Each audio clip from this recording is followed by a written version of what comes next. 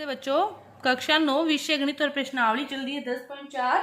इसके जो अपने 2 भाग कर चुके हैं 9 तक के क्वेश्चन और तीसरा भाग अपने शुरू करते हैं 10वें क्वेश्चन से हल करना है। तो देखो 10वां क्वेश्चन क्या दे रखा है कि यदि किसी त्रिभुज की 2 भुजाओं को व्यास मानकर वृत्त खींचे तो वह सिद्ध कीजिए कि इन वृत्तों का प्रतिच्छेद बिंदु त्रिभुज की तीसरी भुजा पर स्थित होगा। 2 भुजाओं को व्यास मानना है, 2 भुजाओं को, और उन पर क्या खींचा है, वृत्त खींचा है। तो अपने को क्या दर्शाना है कि ये क्या है, 2 भुजाओं को व्यास मानकर वृत्त खींचे, वृत्तों का प्रतिच्छेद बिंदु तीसरी भुजा पर स्थित है। अपने को ये दर्शाना है, ठीक है। अपने देखो त्रिभुज की भुजाओं को क्या मान लिया, व्यास मान लिया। कौन सी भुजा को, ए बी को व्यास मान लिया इसका, और ए सी को व्यास मान लिया इसका। ये हो गया। ये दोनों प्रतिच्छेद इसको मिलाते हैं तो ये किस पर प्रतिच्छेद करते हैं, डी बिंदु पर प्रतिच्छेद करते हैं। तो प्रतिच्छेद बिंदु जो वृत्तों का वो किस पर स्थित है, तीसरी भुजा पर स्थित है, बी सी पर स्थित है। ये हमें क्या दर्शाना है कि जो डी है वो किस पर स्थित है, बी सी पर स्थित है।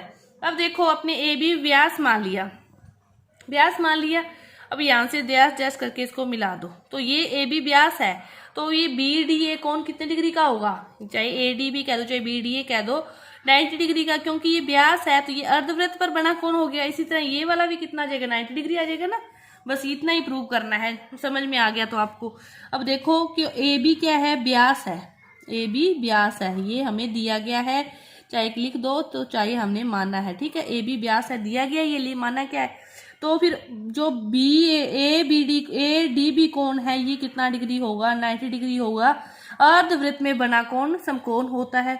उसी तरह ए सी क्या है, व्यास है, ए सी व्यास है। तो ए डी सी कोण भी कितने डिग्री होगा, 90 डिग्री होगा। अर्धवृत्त में बना कोण क्या होता है, समकोण होता है। तो कोण बी डी सी की वैल्यू क्या आएगी, A D B plus A D C, इसका और इसका योग पूरी डी का आ जाएगा। तो 90 प्लस 90 कितना हो गया, 180 हो गया।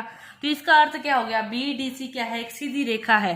इसका अर्थ क्या हुआ कि जो बी डी सी क्या है, एक ही रेखा है। या फिर अपने यूं कहें कि जो डी है वो रेखा बी सी पर ही है, जो डी है वो रेखा बी सी पर ही स्थित एक बिंदु है, बी सी पर ही स्थित एक बिंदु है। ये था अपना 10वां क्वेश्चन। अब देखो 11वां क्वेश्चन।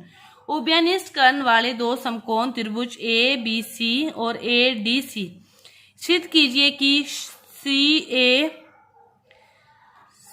ए डी, क्या सिद्ध करना है कि सी ए डी और सी बी डी कि ये दोनों क्या हैं, ये दोनों बराबर हैं। तो इसको देखो कैसे बनाएंगे, पहले इसको सर्कल बनाते हैं।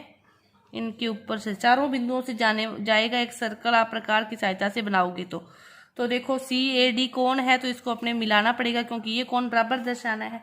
अब देखो जो ए बी सी डी क्या है, एक ही वृत्त के ऊपर स्थित है। चारों बिंदु जो ए बी सी डी क्या है, एक ही वृत्त के ऊपर स्थित है।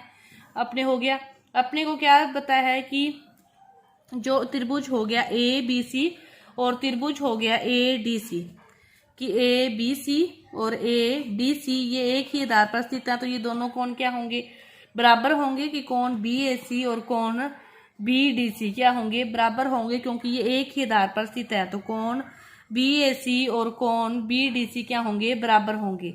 तो 2 बिंदुओं को जो मिलाने वाली रेखाखंड के एक ही ओर, 2 बिंदुओं को मिलाने वाली रेखाखंड के यदि एक ही ओर 2 अन्य बिंदुओं पर समान कोण अंकित हो तो चारों बिंदु क्या होते हैं, एक ही वृत्त पर स्थित होते हैं, ठीक है। इसीलिए जो कोण फिर सी ए डी है और बराबर होगा सी बी डी के, क्योंकि ये एक ही वृत्तखंड में बने कोण है ना।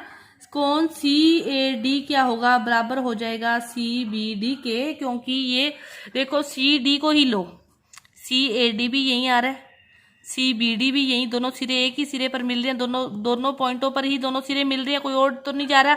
एक ही वृत्तखंड में बने कोण है इसलिए समकोण आए। अपने को तो बस ये सर्कल ही दर्शाना था। ये कब आ गया कि जब अपने को ये ए सी 2 समकोण है, बी भी समकोण है, डी भी समकोण, त्रिभुज ए बी सी 2 समकोण है। ए सी वाले 2 कर्ण कौन सा है इनका, ए सी कर्ण है, और 2 समकोण है, उभयनिष्ठ कर्ण है इनका ए सी वाले, ठीक है। उभयनिष्ठ कर्ण ए सी लेकर 2 समकोण आए। तो ये दोनों क्या हैं, बी ए सी बी और बी डी सी बी क्या है, दोनों 90 डिग्री हैं, दोनों कोण बराबर हैं। इसीलिए ये क्या होंगे, एक सर्कल पर अपने बना सकते हैं, क्योंकि ये दोनों कोण एक ही वृत्तखंड पर बने कोण मान सकते हैं। तो ये अपना जो प्रूव करना था वो अपना प्रूव हो गया। अब देखो लास्ट क्वेश्चन, इसका 12वां क्वेश्चन। सिद्ध कीजिए कि चक्रीय समांतर चतुर्भुज क्या है, आयत होता है। चक्रीय समांतर चतुर्भुज आयत होता है। तो पहले बनाओ, यहाँ पे बनाते हैं। चक्रीय चतुर्भुज समांतर चतुर्भुज बना लिया।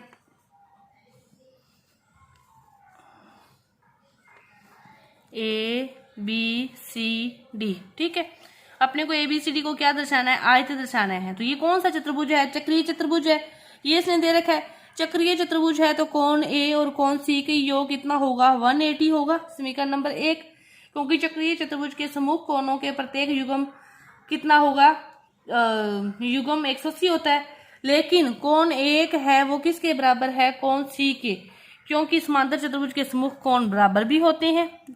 चक्रीय समांतर भी कहा है ना इसने, चक्रीय का है तो ये चीज होगी, बराबर का समांतर का है तो ये चीज होगी, क्योंकि इसके सम्मुख कोण बराबर होते हैं, सम्मुख भुजाएं बराबर होती है समांतर चतुर्भुज की। अब ये बराबर होंगे तो कोण A और फिर कोण C कितने कितने के आ जाएंगे, 90-90 के आ जाएंगे। दोनों समीकरण से देखें, इक्वेशन 1 और इसको 2 दे दो, इक्वेशन 1 व 2 से ये आएगा अपने पास, कोण 1 और कोण C कितना आएगा, 90 डिग्री। इसी तरह क्या आ जाएगा, B और D भी कितना आ जाएगा, 90-90 आ जाएगा। अब ये सारे 90-90 आ गए, तो फिर ये क्या हो गया, ABCD क्या हो गया, एक आयत है। कि ABCD क्या है, एक आयत है। यही हमें प्रूव करना था, बस इन 2 शब्दों से हो गया। चक्रीय आते ही ये वाली चीज आ गई, समांतर आती ही ये चीज आ गई। इन दोनों समीकरणों से फिर ये कितना आ गया, 90 डिग्री अपने पास आ गया। तो अपनी ये जो प्रश्नावली है 10.5 पूरी हुई। धन्यवाद।